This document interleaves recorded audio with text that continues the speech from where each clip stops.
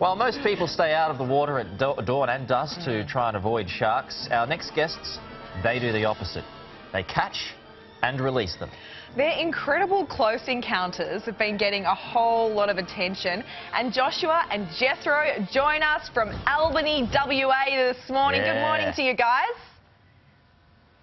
How you going? Yeah, well, as a fellow West Aussie, I know we're a little bit wild, but in some of the pictures it actually looks like you're giving these sharks a hug. So what on earth possessed you to hug a shark?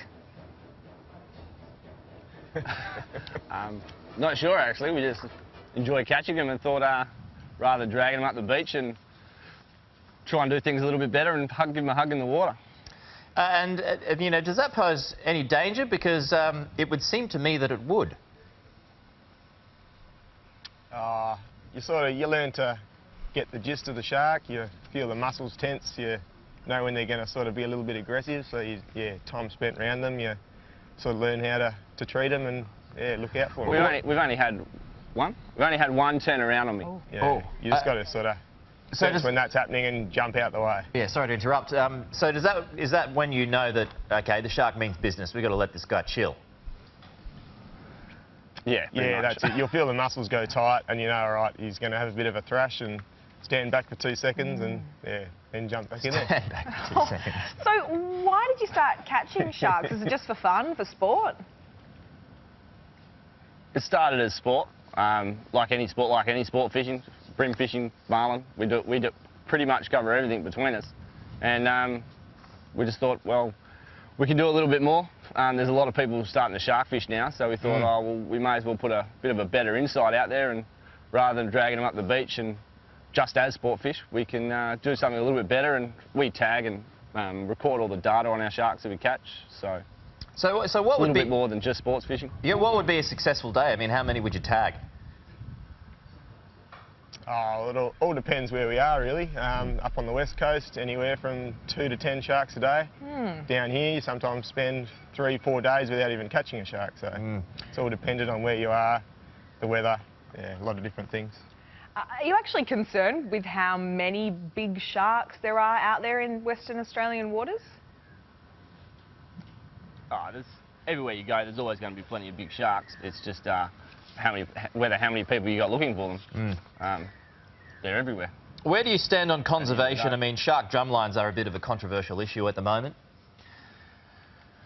Yeah, both of us aren't a big fan of the drumlines. I suppose there's a lot of sharks out there and a lot of people concerned. And a lot of our friends are surfers, abalone divers. So at the end of the day, they're probably 50-50, half accept the risk, half would love them to keep the drumlines. It's a touchy subject, and it's up to the individual, I suppose. Do you believe in a shark cull of some sort? Not at all. Definitely not. Okay. Can you just give me an idea? I mean, I used to fish when I was younger, and I used to get, you know, the smallest things, little mullets and stuff like that. I wasn't very successful as a fisherman at all. But give us an idea of just how difficult it is to bring, you know, a powerful shark in. It's just very dependent on species. The tiger sharks, we use real heavy gear and we can knock them over pretty fast in 10 minutes for most of those, but you get a big hammerhead or something different, it can be hours, and you get cramping starting, a lot of different things. It's in hot weather, dehydration. Jet spent 2 hours on a hammerhead in 45 degrees in a hot sand dune, so that was a bit different to catching a bronzy on the south coast. Yeah, well, there's a couple of sharks there that look yeah, I mighty wouldn't be dangerous doing that, to me. Pete. No, I would not be holding it in the water. There. Do you ever feel like you're tempting fate, fellas, by being so close? Well, when we were holding the 2 of them, or the big one, I can't remember, there was a third one just swimming around the back, and we had to keep looking around to make sure he wasn't coming in. All right, they're the ones you got to look out for. Well, it's not your ones you got hold of. Well, Joshua and Jethro, thank you very much for your time this morning. Terrific tie-dye action, I've got to say, too, with that T-shirt this morning, and that sunrise is looking mighty fabulous. Yeah, stay safe out there. It's bloody cold. Pete, I think I should do that in my weather report. That's a good way to describe it. Thanks, guys. Good on you, fellas, and do stay safe. No worries. Thank you. All right. See ya. Cheers. Hey, don't you reckon, though, that not Mr. Tie-Dye, but the other chap looks a bit like Tony Abbott? Have another look. Don't you reckon? Look, he looks a bit like T. Abbott. He does a little bit. Gee whiz. Don't know if that's an insult or what. I'm not insulting, just saying. Anyway. Sledge. But handsome funny. young fellas and brave too. That's it. They're dropping mics. Getting and his leaving. mic off and he's off. All right.